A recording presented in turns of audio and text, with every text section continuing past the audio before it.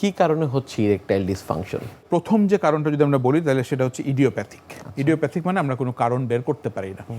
Secondary যে কজগুলো আছে তার মধ্যে অনেক কজ রয়েছে। অনেক কজ বলতে ধরুন বিভিন্ন ডিজিজের কারণে হয়, যেমন এন্ডোক্রাইন ডিজিজের মধ্যে হাইপোথাইরয়েডিজমে হতে পারে, ডায়াবেটিস মেলাইটিসে হতে পারে, তারপর হচ্ছে লিভার ডিজিজের মধ্যে যাদের সিরোসিস, সিএলডি এই ধরনের ডিজিজ আছে তাদের হতে পারে, বা যারা সিকেডি বা ক্রনিক কিডনি ডিজিজের পেশেন্ট তাদের হতে পারে, যারা হাইপার টেনশন থেকে সাধারণত ইডি হয় না।